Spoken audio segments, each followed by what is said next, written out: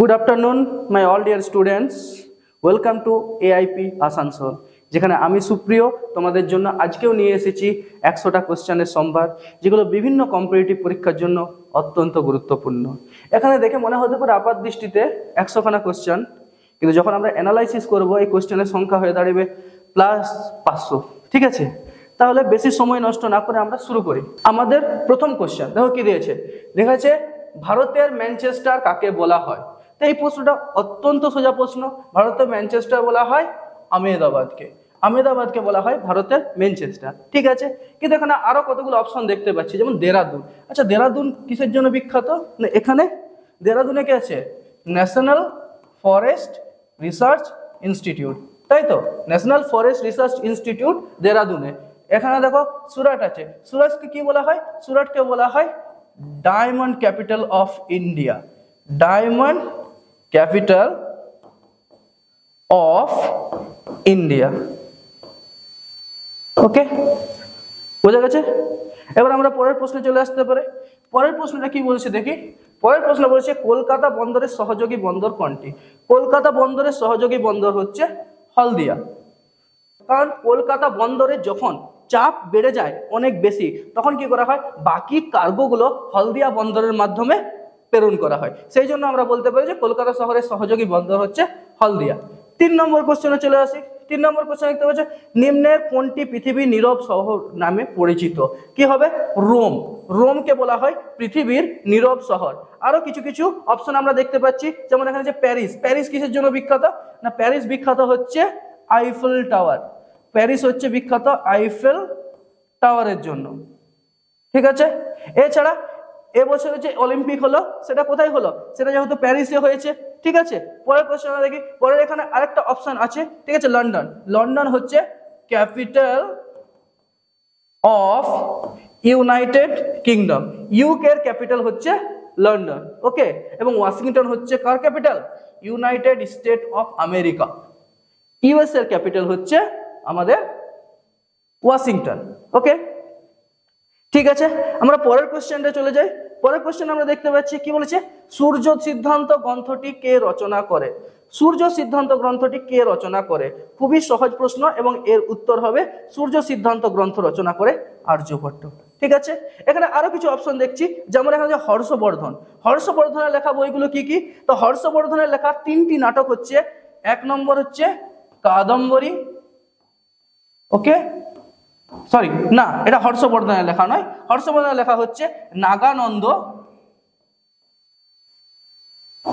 রত্নাবলী আর প্রিয় দর্শিকা। এই 3টি নাটক হর্ষবর্ধন দ্বারা রচিত হয়েছিল। পরে দেখো এখানে আছে বাণভট্ট।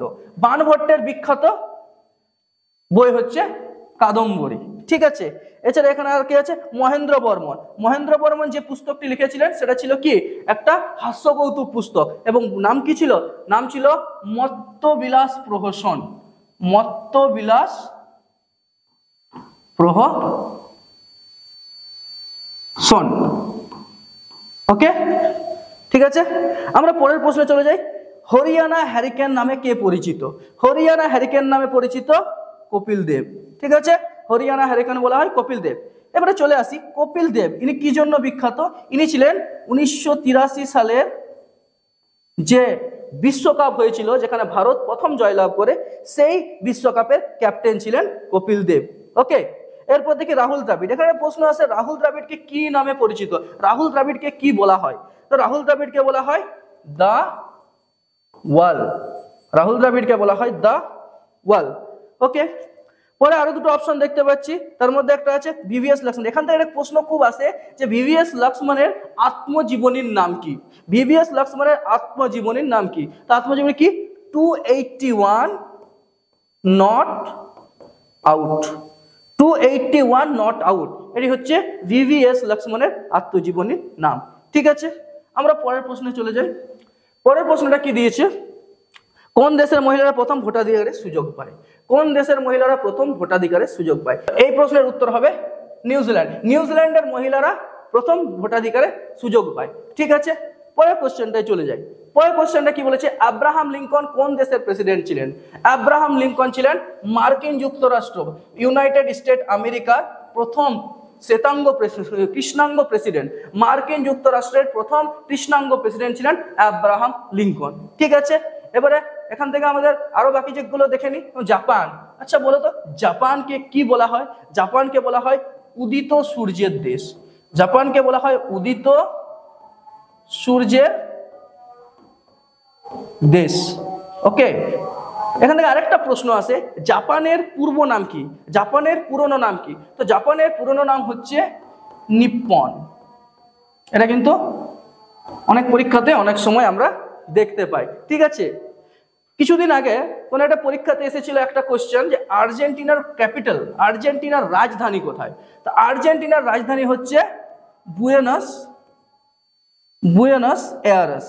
ওকে ওকে, আর ব্রাজিলের রাজধানী কোথায়? ব্রাজিলের রাজধানী হচ্ছে ব্রাজিলিয়া। ব্রাজিলিয়া হচ্ছে ব্রাজিলের রাজধানী। ওকে, পরের কোশ্চেনটা খুবই ইম্পর্টেন্ট। আমেরিকা যুক্তরাষ্ট্র জাপানে পরমাণু বোমা হামলা চালায় কোন সময়, কখন করে? তো আমরা জানি যে দ্বিতীয় বিশ্বযুদ্ধের অব্যবহিত পরবর্তী সময়ে 1945 সালে আমেরিকা যুক্তরাষ্ট্র জাপানের হিরোশিমা ও নাগাসাকি এই দুটো শহরে দুটি পরমাণু বোমা ফেলে। কি কি নাম ছিল? তো দিনগুলো মনে রাখবে, একটা ছিল 9 আগস্ট, এটা করেছিল হিরোশিমাতে, আর একটা ছিল 6 আগস্ট, এটা ছিল হিরোশিমাতে, আর 9 আগস্ট এটা ছিল নাগাসাকিতে। ঠিক আছে, হিরোশিমাতে যে বোমটি ফেলা হয়েছিল তার নাম ছিল লিটল বয়। কি নাম ছিল? Little boy. আর নাগাসাকিতে যেটা ফেলা হয়েছিল তার নাম ছিল ফ্যাট ম্যান। নাগাসাকিতে যেটা ফেলা হয়েছিল তার নাম ছিল ফ্যাট ম্যান। ঠিক আছে, প্রথম পরমাণু বোমা ফেলা হয়েছিল জাপানে, তাই তো? আচ্ছা, পরের কোশ্চেন আমরা চলে যাই। পরের কোশ্চেন বলছে প্রাচীন অলিম্পিক গেমস প্রথম শুরু হয় কখন? ওকে, প্রাচীন অলিম্পিক গেমস শুরু হয় কখন? 786 খ্রিস্টাব্দে। কোথায় শুরু হয়েছিল প্রাচীন অলিম্পিক গেম? কোথায় শুরু হয়েছিল না, প্রাচীন অলিম্পিক গেম শুরু হয়েছিল ওকে গ্রিসে প্রথম প্রাচীন অলিম্পিক গেম শুরু হয়। গ্রিসের জায়গাটার নাম ছিল অ্যাথেন্সে শুরু হয়েছিল। ঠিক আছে, এবার অলিম্পিক সম্পর্কে কিছু কিছু প্রশ্ন আমাদের জেনে নিতে হবে। যেমন বলা হয় অলিম্পিকে যে ফ্ল্যাগ, অলিম্পিকের ফ্ল্যাগে যে রিং থাকে, 5টা রিং থাকে, সেই 5টা রিংয়ে আচ্ছা মানে 5টা রিং কিসের চিহ্ন, অর্থাৎ 5টা রিং কিসের প্রতীক? তো 5টা রিং হচ্ছে 5টা যে কন্টিনেন্ট আছে সেই 5টা কন্টিনেন্টে। ঠিক আছে, অ্যাকচুয়ালি কন্টিনেন্ট হচ্ছে 7টা, তার মধ্যে আন্টার্কটিকা কন্টিনেন্টকে তো কোনো মানুষ থাকে না, তাই সেটা বাদ দিয়ে গেল। এবং আমেরিকা অর্থাৎ উত্তর আমেরিকা এবং দক্ষিণ আমেরিকা, তার জন্য শুধুমাত্র একটা রিং থাকে। তাই এই 5টা রিং হচ্ছে 5টা বিভিন্ন মহাদেশকে সূচিত করা হয়। ঠিক আছে, এবারে দেখো পরের প্রশ্নটা দেখি। পরের প্রশ্ন হচ্ছে আয়তনে পৃথিবীর সবচেয়ে বড় হ্রদ কোনটি? ঠিক আছে, এখানে কোশ্চেনটা কি হবে? এখানে অ্যান্সারটা তো হয়ে যাবে ক্যাসপিয়ান সাগর। ঠিক আছে, কিন্তু এক্ষেত্রে বলা যায় যদি বলা হয় পৃথিবীর মিষ্টি জলের হ্রদ বা স্বাদু জলের হ্রদ বলা হয়, তখন কি হবে? তখন আনসার হবে সুপিরিয়র হ্রদ। ঠিক আছে, ওকে। এরপর যদি বলা হয় যে গভীরতম হ্রদ, পৃথিবীর গভীরতম হ্রদ কোনটা, তো সেক্ষেত্রে আমরা বলতে পারি বৈকাল হ্রদ, লেক বৈকাল। ঠিক আছে, বৈকাল কোথায় অবস্থিত না রাশিয়া এবং কাজাকিস্তানের সীমানার মধ্যে অবস্থিত বৈকাল লেক হচ্ছে পৃথিবীর গভীরতম হ্রদ। আবার যদি বলা হয় পৃথিবীর দীর্ঘতম হ্রদ কোনটি, তো পৃথিবীর দীর্ঘতম হ্রদ হচ্ছে টিটিকাকা, এটা আফ্রিকাতে অবস্থিত। টিটিকাকা হ্রদ হচ্ছে পৃথিবীর দীর্ঘতম হ্রদ। ওকে, বুঝতে পারা গেল? ঠিক আছে, এখানে বলা হয়েছে ভারতের ক্ষেত্রে যদি বলা হয় তাহলে ভারতের বৃহত্তম হ্রদ বা বৃহত্তম লেগুন যদি বলা হয় তাহলে সেক্ষেত্রে আনসার হবে চিল্কা হচ্ছে ভারতের বৃহত্তম, বলা হয় যে নোনা জলের হ্রদ বা বৃহত্তম লেগুন। ঠিক আছে, এবারে যদি বলা হয় যে ভারতের বৃহত্তম স্বাদু জলের হ্রদ, তো সেটা হবে কি না, সেটা হবে ডাল লেক। ওকে, ডাল লেক কোথায় আছে না, ডাল লেক আছে তোমার কাশ্মীর। ওকে, ঠিক আছে, পরের কোশ্চেনে চলে যায়। পরের কোশ্চেন আছে দৈর্ঘ্যে পৃথিবীর বৃহত্তম পর্বতমালা কোনটি? ওকে, দৈর্ঘ্যে পৃথিবীর বৃহত্তম পর্বতমালা কোনটি? এটার অ্যান্সারটা এখানে পাবো। ঠিক আছে, এখানে দেখো অপশনে এখানে দেওয়া আছে কি অপশন এখানে দেখো অপশনে দেওয়া হয়েছে, দেওয়া আছে যে আন্দিজ, এখানে আন্দিজ আছে, এখানে 4টে অপশন আছে, হিমালয়, আল্পস আর ভঙ্গিল। ভঙ্গিলটা তো আগেই কাটা যাবে, ঠিক আছে, ভঙ্গিলটা তো কোনো কাজ নেই। তাহলে এখানে মোটামুটি দেখতে পারে যে ওইদিকে যে আনসার ছিল আল্পস, তাহলে আল্পস পর্বতমালা হচ্ছে সরি আন্দিজ পর্বতমালা হচ্ছে দৈর্ঘ্যে পৃথিবীর বৃহত্তম পর্বতমালা। কিন্তু যদি বলা হয় উচ্চতম, পৃথিবীর উচ্চতম পর্বতমালা যদি বলা হয় তাহলে কি, তাহলে সেটা হবে হিমালয়া, ঠিক আছে, তাহলে হবে হিমালয়া, ঠিক আছে।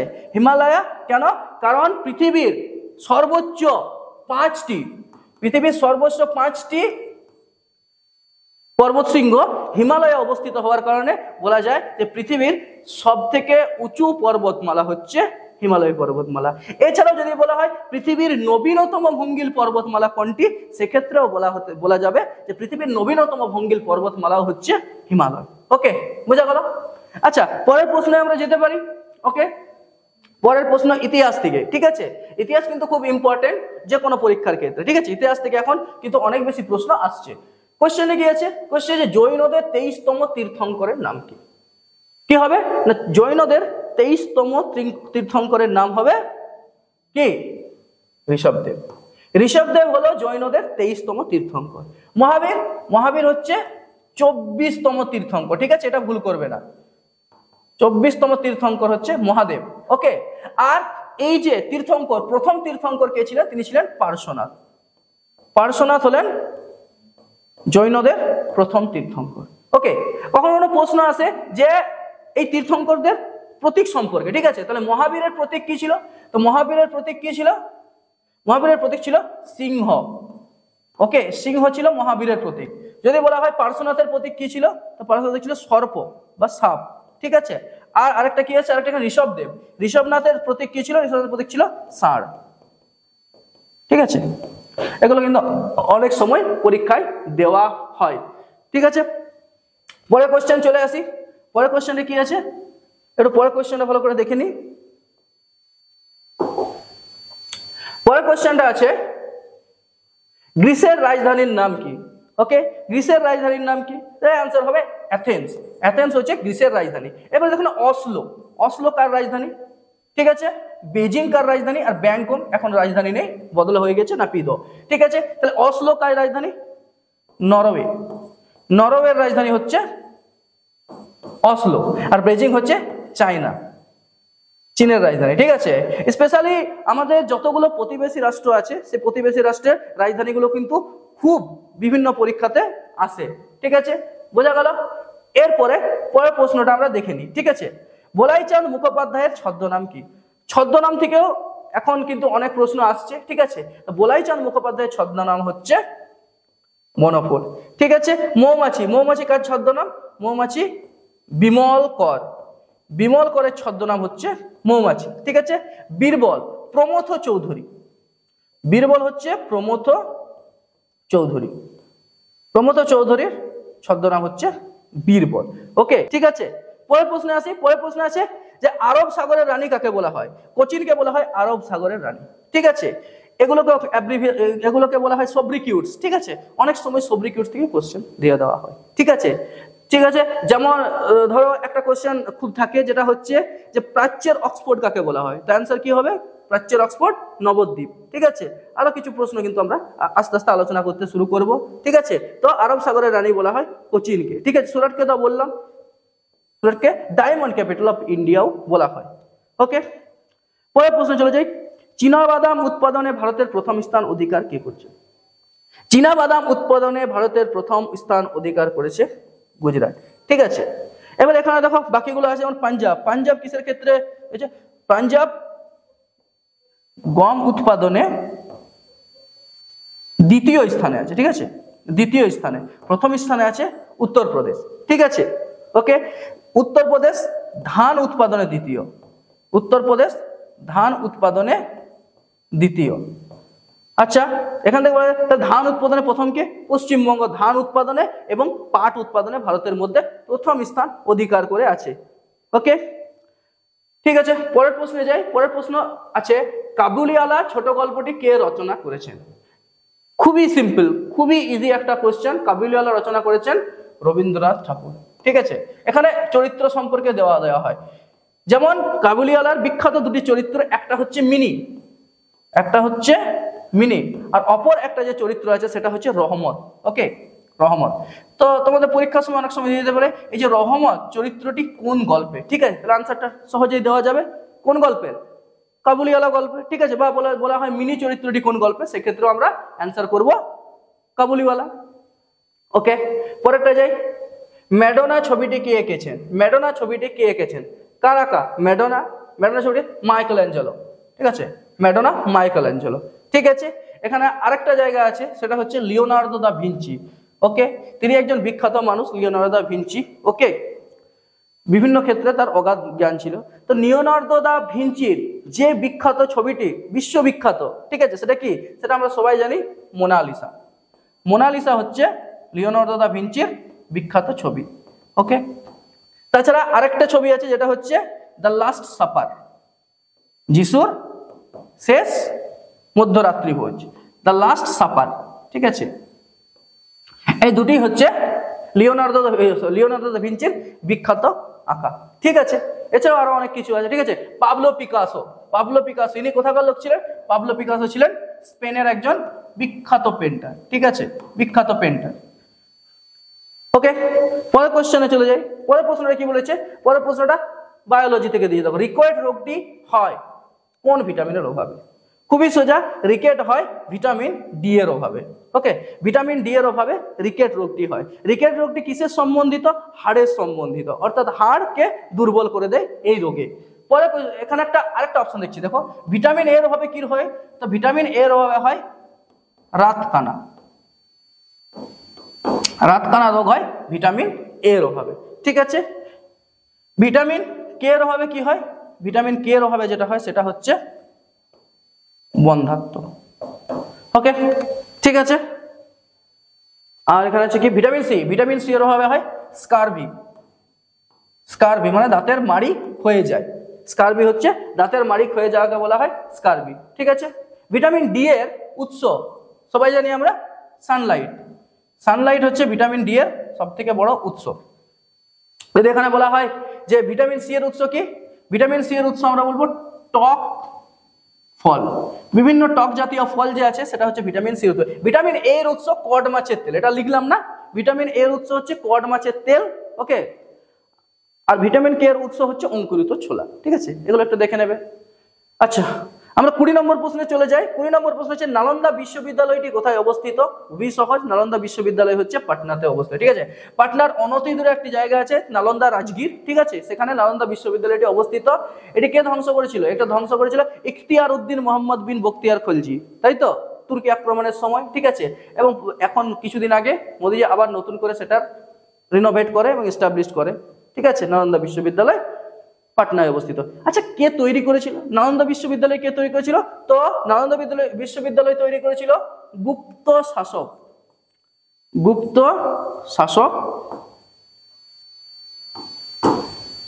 প্রথম কুমারগুপ্ত বা কুমারগুপ্ত ওয়ান। গুপ্ত শাসক প্রথম কুমারগুপ্ত এই নালন্দা বিশ্ববিদ্যালয় তৈরি করে। ঠিক আছে, এটি ভারতের দ্বিতীয় বিশ্ববিদ্যালয়। প্রথম কি ছিল? প্রথম বিশ্ববিদ্যালয় ছিল তক্ষশিলা। ওকে, পরের কোশ্চেনটাই চলেছে। পরের কোশ্চেনটা কি আছে? পরের কোশ্চেনটা আমরা দেখি। হ্যাঁ, পরের কোশ্চেনটা দিয়েছে ইন্ডিকা গ্রন্থটি কে রচনা করে? খুবই সহজ প্রশ্ন। ঠিক আছে, ইন্ডিকা গ্রন্থটি কে রচনা করে? ঠিক আছে, তো কে রচনা করে ইন্ডিয়া গ্রন্থটি? মেগাস্থিনিস রচনা করে। মেগাস্থিনিস কার সময় ভারতে এসেছিল? তো চন্দ্রগুপ্ত মৌর্য। ঠিক আছে, একটা প্রশ্ন আছে, তিনি কোন দেশের বা কোন রাজার অ্যাম্বাসাডার ছিলেন? তিনি কোন দেশের বা কোন রাজার রাজদূত ছিলেন? তো এটা কি হবে? এটা হচ্ছে সিরিয়ার রাজা, সিরিয়া। ঠিক আছে, সিরিয়ার রাজার নাম কি ছিল? রাজার নাম ছিল সেলুকাস নিকেটর। সিরিয়ার রাজা সেলুকাসের রাজদূত ছিলেন মেগাস্থিনিস। ঠিক আছে, তিনি মেগাস্থিনিস চন্দ্রগুপ্ত মৌর্যের সময় ভারতবর্ষ ভ্রমণ করেন, পাটলিপুত্র ভ্রমণ করেন, তার রাজধানী ও পাটলিপুত্রের ভূয়সী প্রশংসা তিনি করেছিলেন। ঠিক আছে, তার ইন্ডিকা গ্রন্থটিকে জানতে পাওয়া যায়। যদিও মূল গ্রন্থটি পুড়ে গেছিল, কিন্তু পরবর্তীকালে কিছু কিছু অংশ পাঠোদ্ধার করার পর তার কিছু অংশ এখানে পেয়েছে। ঠিক আছে, পরেরটা দেখি ফাহিয়ান, এখানে ফাহিয়ান দেখতে পাচ্ছি না, ফাহিয়ান ইনি কোথাকার ছিলেন? ইনি ছিলেন চীনের পর্যটক এবং কার সময় এসেছিলেন? ফাহিয়ান অ্যাকচুয়ালি এসেছিলেন যার সময় তিনি হলেন চন্দ্রগুপ্ত দ্বিতীয়, ঠিক আছে, চন্দ্রগুপ্ত টু, ঠিক আছে, চন্দ্রগুপ্ত টু, ঠিক আছে। চন্দ্রগুপ্ত দ্বিতীয় তার একটা উপাধি আছে, সেটা কি? সেটা হচ্ছে বিক্রমাদিত্য। চন্দ্রগুপ্ত দ্বিতীয়র একটা উপাধি আছে, সেটা হচ্ছে বিক্রমাদিত্য, ঠিক আছে। এছাড়াও চন্দ্রগুপ্ত টু থেকে আর কি জানা যায়? যে তার রাজদরবারে কি ছিল? নবরত্ন ছিল, এবং সেই সকল নবরত্নের জন্য, নবরত্নদের মধ্যে সব থেকে বেশি বিখ্যাত কে ছিলেন? সব থেকে বেশি বিখ্যাত ছিলেন মহাকবি কালিদাস। তার বিভিন্ন গ্রন্থ সম্পর্কে আমরা জানি, যেমন অভিজ্ঞানম, শকুন্তলম, ঋতু সংহারম, মেঘদূতম, ঠিক আছে, এগুলো কিন্তু পরীক্ষায় আসে। এরপর থেকে অশ্বঘোষ। অশ্বঘোষ কোন বই রচনা করেছিলেন? অশ্বঘোষের যে বইটা ছিল সেটার নাম কি ছিল? বুদ্ধচরিত। এটা কিন্তু পরীক্ষাতে আসছে, অশ্বঘোষের বুদ্ধচরিত। আচ্ছা, বুদ্ধদেবের জাতকের রচনা এখানে আছে, ঠিক আছে। কলহনের বইটা কি ছিল? কলহনের বইটার নাম ছিল রাজতরঙ্গিনী। কলহনের পুস্তকটির নাম ছিল রাজতরঙ্গিনী, ঠিক আছে। এবং এটা থেকে কি জানা যায়? এটা থেকে জানা যায় হিস্ট্রি, এটা জানা যায় হিস্ট্রি অফ কাশ্মীর, অর্থাৎ কাশ্মীরের ইতিহাস কিন্তু জানা যায়। এটি ঐতিহাসিক গ্রন্থ, যেটার নাম ছিল কলহনের রাজতরঙ্গিনী, ঠিক আছে। এরপরে পরের কোশ্চেনের দিকে, পরের কোশ্চেন হচ্ছে হাইকোর্টের অস্থায়ী বিচারপতিদের নিয়োগ। এক সেকেন্ড, এটা এদিকে নিয়ে যাই, করেন। হাইকোর্টের অস্থায়ী বিচারপতিদের নিয়োগ কে করেন? হাইকোর্টের অস্থায়ী বিচারপতিদের নিয়োগ করেন রাজ্যপাল, ঠিক আছে, রাজ্যপাল। এবার দেখো এখানে একটা আছে, দেখতে পাওয়া যাচ্ছে কি? আমি দেখিয়ে দিচ্ছি এভাবে, ঠিক আছে, জাস্ট আ সেকেন্ড, ঠিক আছে। যাই হোক, এখানে আরো কিছু অপশন আছে, দেখতে পাওয়া যাচ্ছে না। একটা হচ্ছে প্রধানমন্ত্রী। প্রধানমন্ত্রীকে কে নিয়োগ করেন? প্রধানমন্ত্রীকে কে নিয়োগ করেন? কে? কমেন্ট সেকশনে বলবে, ঠিক আছে। এরপর মুখ্যমন্ত্রী। মুখ্যমন্ত্রীকে নিয়োগ করে কে? রাজ্যের হাইকোর্টের প্রধান বিচারপতি, ঠিক আছে।